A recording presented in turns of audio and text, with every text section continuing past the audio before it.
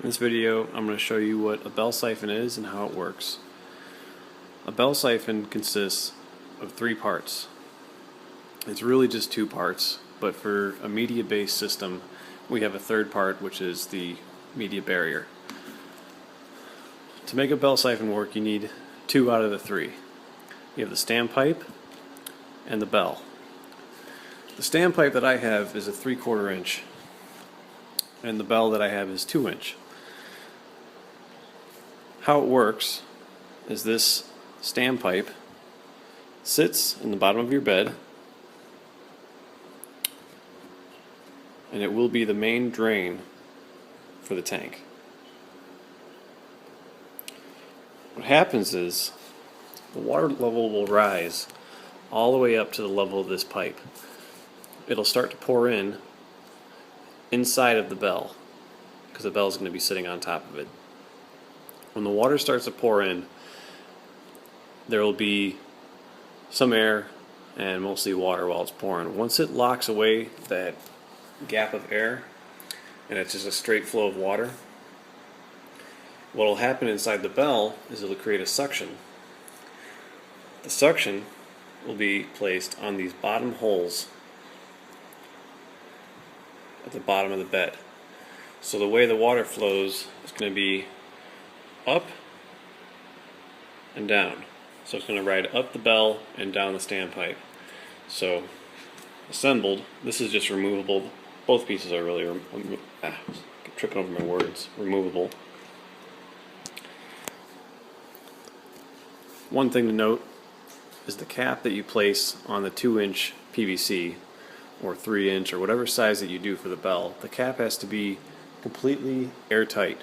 So it's already pretty tight when you put it on, but make sure that you use PVC cement or glue of some sort, any epoxy that you have, whatever it takes to make it waterproof, airproof, in order to not have a vacuum leak. So the flow of water that goes through the standpipe will draw as much as it can for full flow. I mentioned a third piece, which is the media barrier. Media barrier is just a whole bunch of holes. Doesn't have to be any sort of style, as long as the holes are small enough to where it will not let in the media of your grow bed. Remember, I'm basing this off of a grow bed that uses clay media, hydroton, what have you, and I just say that even though you can't see it, this thing's going to be filled pretty soon, and I just don't want my media getting inside of my bell and clogging the standpipe. And I don't want it running down into the fish tank in the future. I'm not going to use this tank, but I don't want it going down there, setting on the bottom, get into my pump. All these things are just nasty and we don't want it to happen.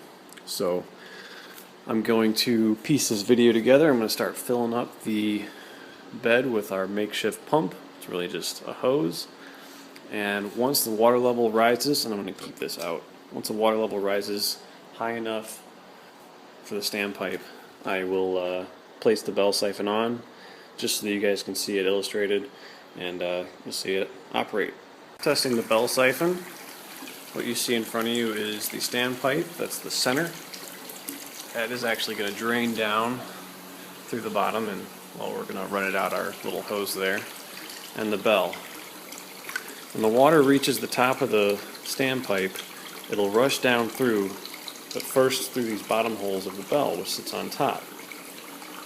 So this bell will sit on top the entire time, but just for a demonstration, I wanted to have it off while we're filling this one. So we just set it on top. No big deal. Water level's just about perfect. So you see the holes cut in the bottom of the bell. It's about an inch above the bottom of the grow bed.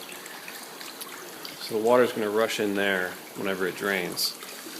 So the way this works is, it's just like a basic idea of a siphon. Once the water starts to flow through the tube, and it creates its actual airtight seal, basically full flow water, the water itself going out will create a suction on the tank, and it's actually going right now. You just saw it go full flow. Let me turn the water off because we don't need it anymore.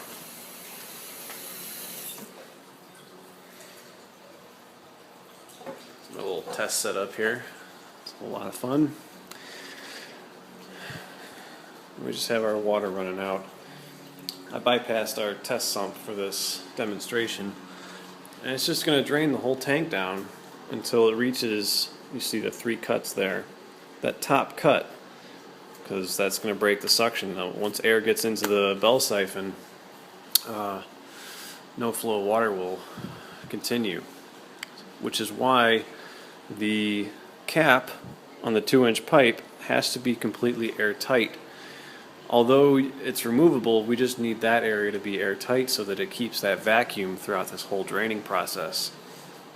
The reason why we want to use a bell siphon is because the pump, and of course this is our makeshift pump right now, it's just the hose. The pump's going to be running 24/7 at a constant flow of whatever I set it, set it at. And so whenever this grow bed fills up to the maximum level, which currently the bell siphon lets it go up to about 11 inches, I'll have it set at 10 once we get going. But once it reaches that level, it's going to automatically dump. So I don't actually have to be here to intervene and prevent the grow bed from overflowing. And while it's dumping, this pump will be running. And so once you break the vacuum at the bottom, the grow bed will fill right back up and the whole thing will start all over. So thanks for watching.